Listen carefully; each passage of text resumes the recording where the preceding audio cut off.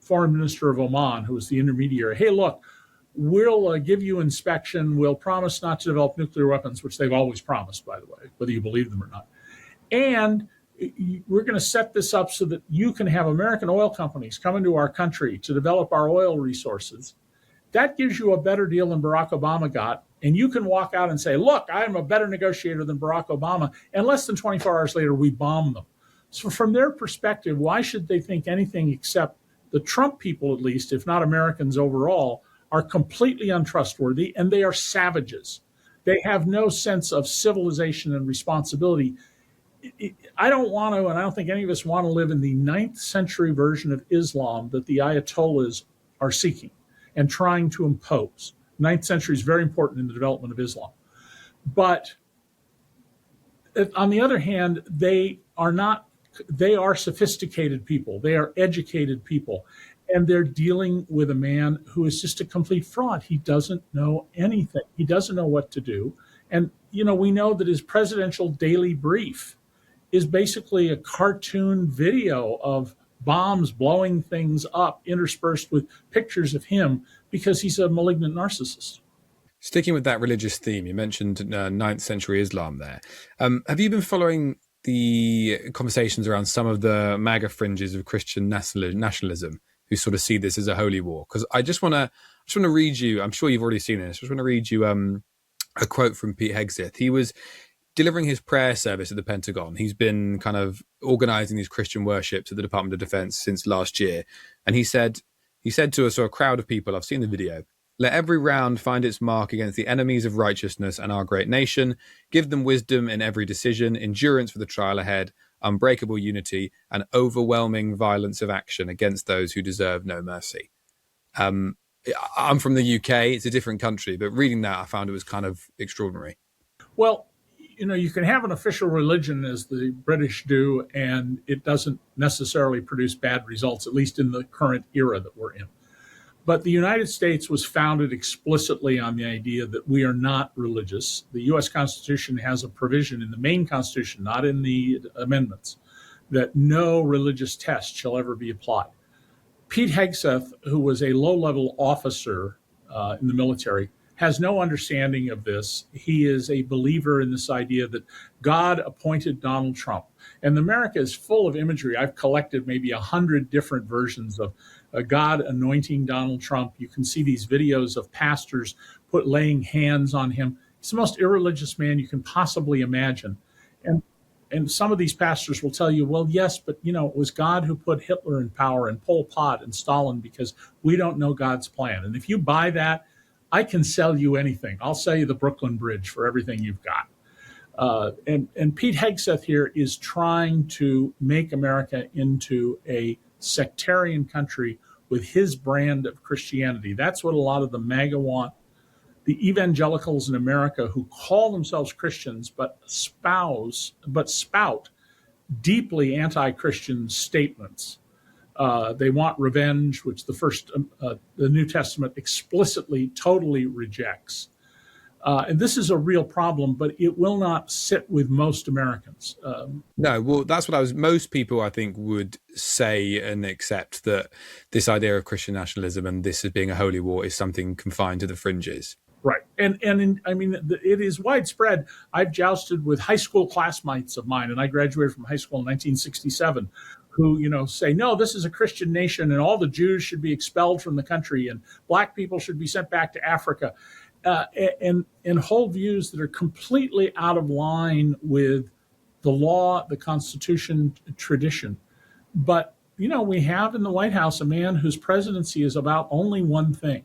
It's about him. You say it's only about him.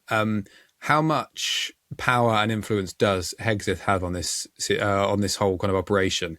Because earlier this week, I think Trump said publicly, I've seen the video, I think he was in a briefing, he was talking about the war and talking about Pete Hegseth, and he said, you said let's do it because you can't let them have a nuclear weapon. Now, you've already said in this conversation that Donald Trump perhaps likes to pass the buck onto other people. Yeah, Donald will throw anybody, with the possible exception of his daughter Ivanka, under the bus for himself. He'll throw Melania under the bus if that becomes necessary, because Donald has no connection to you as a human being. You're either an object to be used for his benefit or an obstacle to be somehow oppressed and gotten out of the way. And so, in some ways, yes, he's setting up Hegseth as well.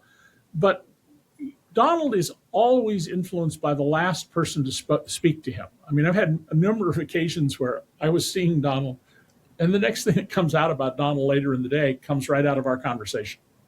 It's just the nature of who he is. And here, he clearly, Netanyahu, when he flew over for the umpteenth time to Washington just ahead of these attacks, was persuaded by Netanyahu, and I'm sure Hegseth, to go do this. I'm also sure there were a lot of generals and admirals who said, this is not a smart plan. You don't have the things in war. Remember the Powell Doctrine, et cetera, et cetera. And they were not listened to because, of course, no one knows more than Donald. Do you think that Trump and his team do have the midterms playing in the back of their minds at all, or are they not thinking about that? Oh, Donald Trump is thinking very, very much about the midterms. And it's been 27 in a row, I believe, Democrats replacing Republicans in by-elections, some of them congressional, some of them state legislatures.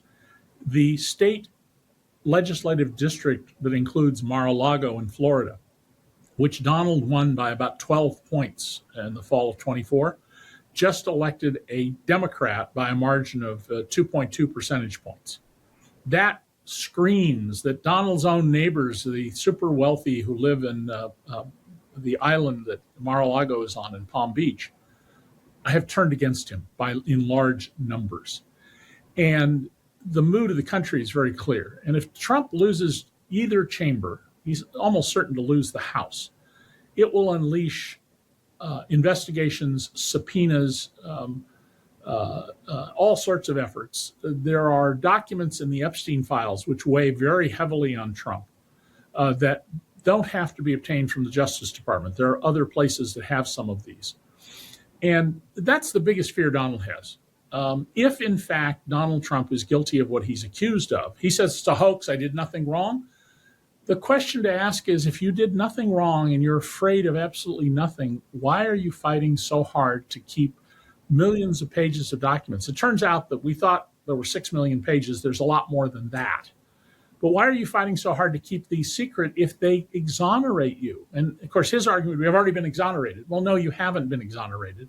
And just finally, for anyone looking for a swift end to the war in Iran, is it not just important? Is it not a fact to suggest that the US has far more pain than it can take than perhaps, me coming from the UK or other people in Europe? Well, people in Europe are going to suffer next winter if they cannot restore LNG. I mean, right now it's warming, not so bad if the LNG, liquefied natural gas, is limited, but you have to fill up those storage during the summer and fall, and there'll be a lot of pain. The lack of urea fertilizers is going to cause pain all over the world. It's not going to mean there isn't any, but there'll be less. And this is where the Iranians are in control of what's going on here. The Iranians have no interest whatsoever in bowing down to Donald Trump. They want to humiliate him. They want to humiliate the West. I mean, after all, what do they call the U.S.? The Great Satan. And so this is a theocracy. It's a theocracy that's has a military arm, just like the popes in the 800,000 year ago range, who were out literally waging war, putting on armor. The same thing is going on here inside Iran. And as long as Iran can humiliate the West, they're going to continue to do so. I don't think Trump will cry uncle. So at some point, Trump may decide he has to engage in a land invasion. And if he does it the way it looks at the moment, 10,000 troops, that's going to turn out very badly.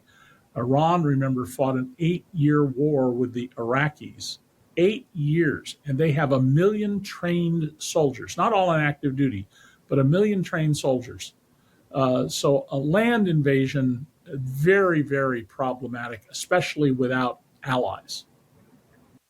David, we always appreciate your time. Thank you for joining the Trump Report. Thank you.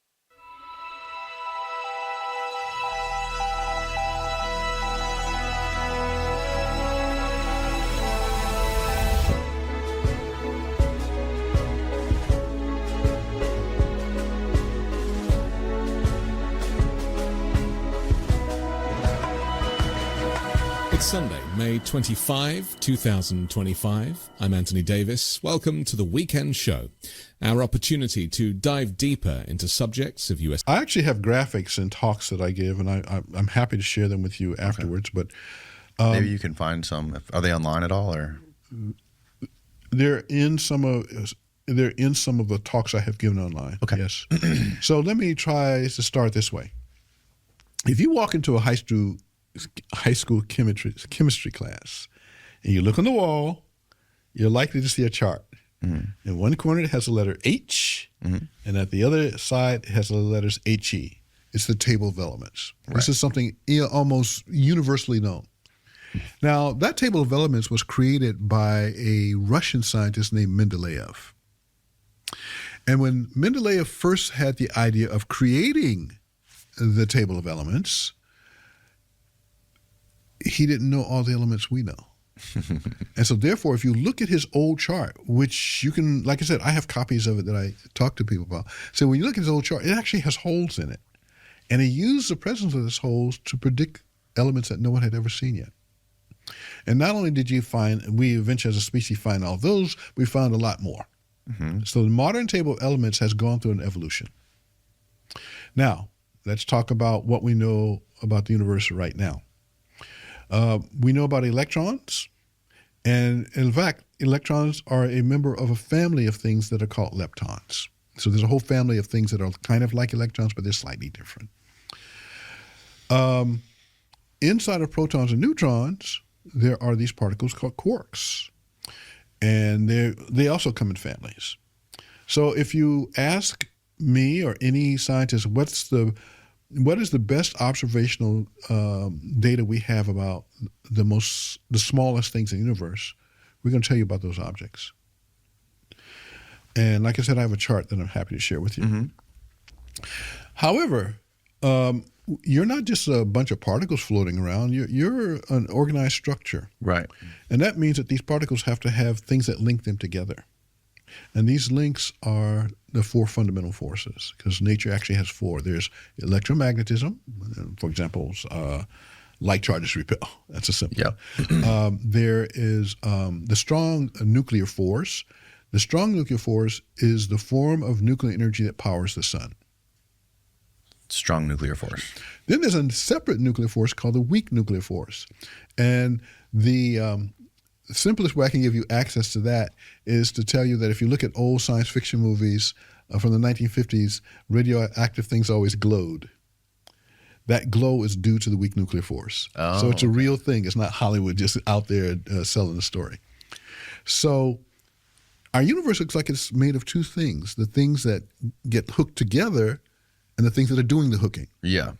And that's a chart that you can find in many, many places, but the particular version of the chart that I use highlights the fact that it looks to me, and like a lot of us, like what we're looking at is the equivalent of Mendeleev's first table of elements. It has holes. Mm. And if that's true, then if we're fortunate, we will one day get the technology to fill in those holes just like we filled in the holes of the Mendeleev table of elements.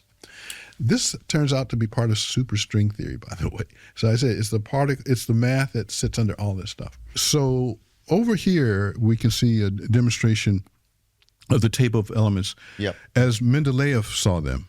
And as you can see, if we can scroll down a little bit, you can see there are holes there, those white spaces. Mm-hmm. Those correspond to elements that no one had observed at the time that Mendeleev put this table together. Now let's go to the next image. This is the modern table of elements, and you'll notice it has essentially no holes left.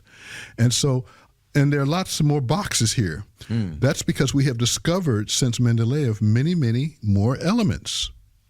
And so that's why this is the thing that you see in high school. Now, let's go and look at